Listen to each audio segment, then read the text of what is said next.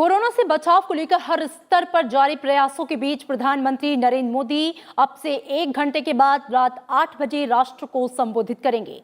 अपने संबोधन में प्रधानमंत्री कोरोना के बचाव से जुड़े मुद्दों और उसे फैलने से रोकने के लिए उठाए जा रहे कदमों के बारे में बताएंगे। इससे पहले कल प्रधानमंत्री ने कोरोना संकट से निपटने के लिए किए जा रहे प्रयासों को लेकर उच्च स्तरीय समीक्षा बैठक की। इसमें भारत की तैयारियों को और पुख्ता करने के तौर तरीकों पर चर्चा हुई।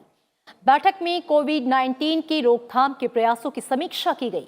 प्रधानमंत्री ने व्यक्तिगत, स्थानीय लोगों और संस्थाओं के साथ मिलकर कोविड-19 से निपटने की कार्य योजना बनाने पर जोर दिया। उन्होंने आगे के कदमों को लेकर अधिकारियों और तकनीकी जानकारों से गहन चिंतन मनन करने को कहा है। कोरोना वायरस के चलते केंद्र के अलावा राज्यों की सरकारें भी लोगों से घर पर रहकर ही काम करने की अपील कर रही हैं। कई कंपनियों और कॉरपोरेट हाउसेस ने भी अपने कर्मचारियों को वर्क फ्रॉम होम करने को कहा है। प्रधानमंत्री नरेंद्र मोदी ने ऐसी कोशिशों की तारीफ की है। उन्होंने एक के बाद एक ट्वीट किए और लोगों को उनके प्रयासों के लिए साधुवाद दिया। प्रधानमंत्री ने कहा कि हम मिलकर ही इस मुसीबत से निपट सकते हैं। प्रधानमंत्री नरेंद्र मोदी ने कहा कि सरकार नागरिकों की मदद के लिए हर संभव कोशिश कर रही है।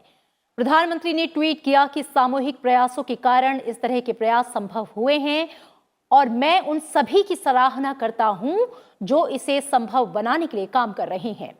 प्रधानमंत्री ने कहा कि हमारे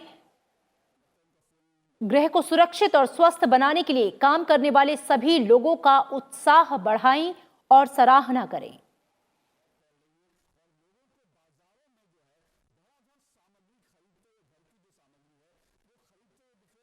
सरकार ने देश में कोविड-19 के प्रकोप की चुनौती से निपटने के प्रयास तेज कर दिए हैं। विदेश मंत्रालय ने प्रेस कॉन्फ्रेंस करके कहा है कि भारत सार्क देशों के साथ प्रधानमंत्री नरेंद्र मोदी के दिए गए प्रस्तावों पर तेजी से काम कर रहा है। इमरजेंसी फंड जारी शुरू हो चुका है। कई सार्क देशों ने मास्क, दास्ताने आदि की मांग की है। $10 मिलियन से ज्यादा का सहयोग भारत कर चुका है। Prime Minister announced several proposals,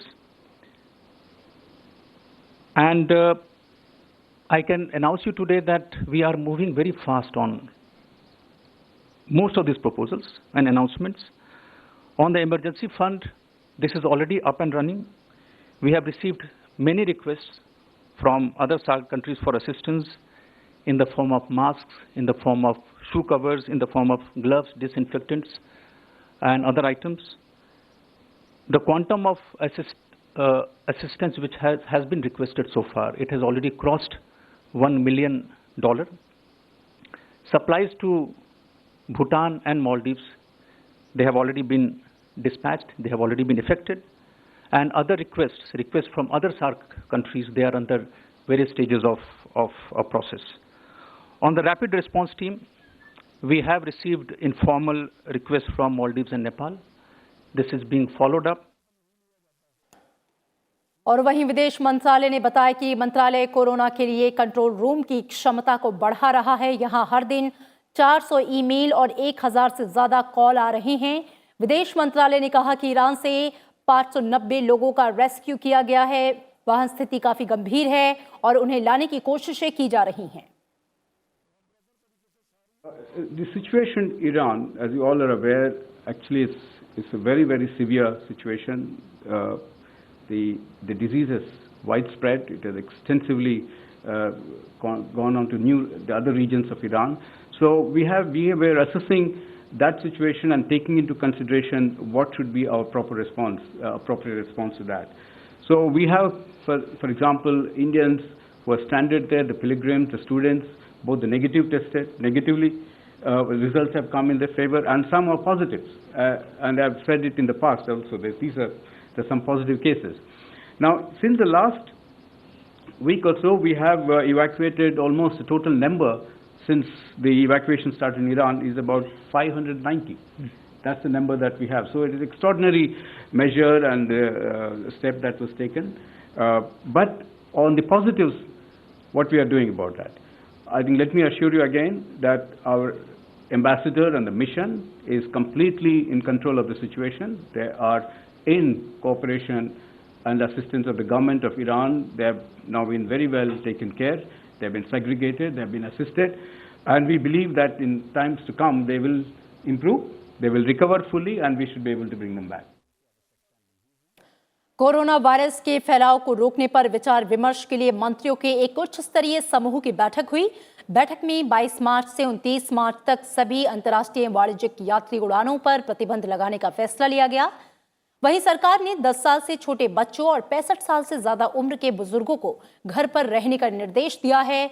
बैठक में केंद्रीय स्वास्थ्य मंत्री डॉक्टर हर्षवर्धन, विदेश मंत्री एस जयशंकर, नागरिक उड्डयन मंत्री हरदीप पुरी, जहाज रानी और पोत राज्य मंत्री मनसुख मांडविया, गृह राज्य मंत्री नित्यानंद राय भी मौजूद रहे।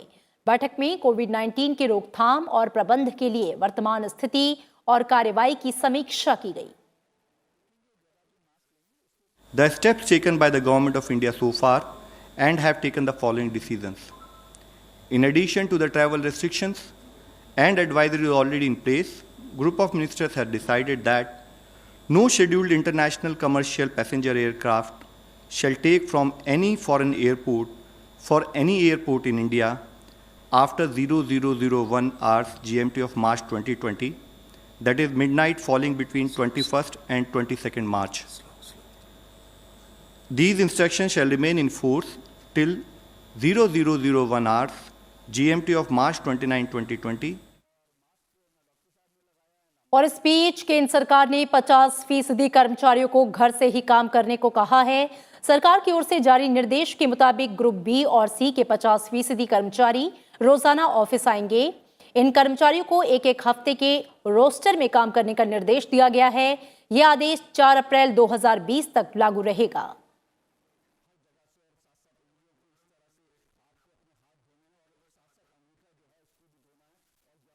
In continuation of the already issued advisories, Department of Personnel and Training has issued orders to reduce the contact and congestion in government offices. These include allowing Group C and D employees to attend offices on alternate weeks and staggered timings for Group A and B employees.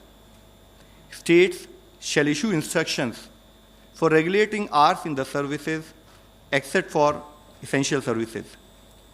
Industrial establishments to consider staggered timings and regulation of crowd in market should also be resorted to.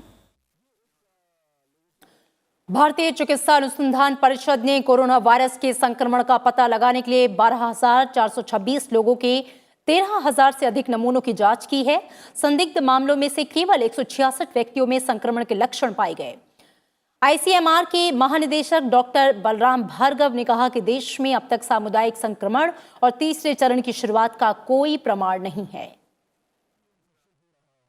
Railway ने corona virus के खतरे और यात्रियों की कम संख्या के कारण 84 और ट्रेनों को रद्द कर दिया है, जो 20 से 31 मार्च के बीच नहीं चलेंगी। इसके साथ ही रद्द ट्रेनों की कुल संख्या 155 पर पहुंच गई है। रेलवे ने बुधवार रात को करीब 99 ट्रेनों को रद्द किया है। रेलवे की ओर से यात्रियों को इसकी सूचना दी जा रही है।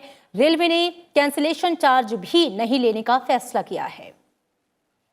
आईसीएसई बोर्ड ने भी कोरोना वायरस के प्रकोप के मद्देनजर कक्षा 10वीं और 12वीं की परीक्षाएं स्थगित कर दी। केंद्रीय माध्यमिक शिक्षा बोर्ड ने भी कोरोना वायरस के मद्देनजर बोर्ड परीक्षा केंद्रों को जरूरी दिशा निर्देश दिए हैं।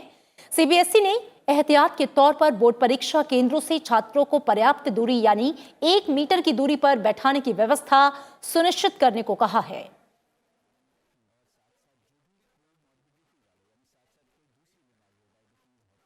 और इस बीच देश भर में कोरोना वायरस के मरने वालों की संख्या 4 हो गई है। आखिरी मौत पंजाब में हुई। अब तक पुष्ट कुल 166 मामलों में से 15 लोग संक्रमण से मुक्त हो चुके हैं। मौजूदा वक्त में कोरोना वायरस से संक्रमित 147 मरीजों का इलाज चल रहा है। कोरोना से संक्रमित लोगों में 25 विदेशी नागरिक शामिल हैं।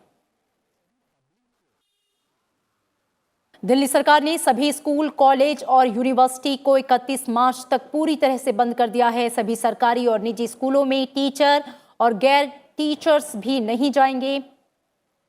वहीं दिल्ली यूनिवर्सिटी में भी परीक्षाएं स्थगित कर दी गई हैं। शिक्षकों को परीक्षा का मूल्यांकन भी घर से करना होगा। वहीं दिल्ली सरकार ने एक साथ 20 लोगों के जमा होने पर पाबंदी लगा दी है।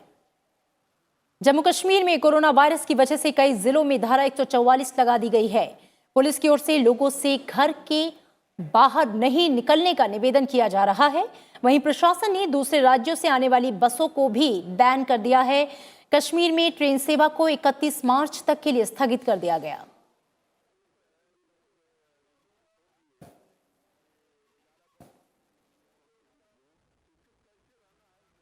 दुनिया के कई देशों में जानलेवा कोरोना वायरस से दहशत का माहौल है। चीन, इटली, ईरान, अमेरिका, संयुक्त राष्ट्र अमीरात, स्पेन, मलेशिया, श्रीलंका समेत करीब 170 देशों में कोरोना वायरस से 9020 लोगों की जान जा चुकी है। यूरोप में 4134 लोगों की मौत हुई है। वहीं एशिया में 3416 लोगों की मौत हुई। कोरोना वायरस से प्रभावित लोगों का आंकड़ा 2,18,000 के ऊपर पहुंच गया है, जिसमें से 85,714 मरीजों की रिकवरी हुई है। वहीं 1,23,928 संक्रमितों को आइसोलेशन में रखा गया है।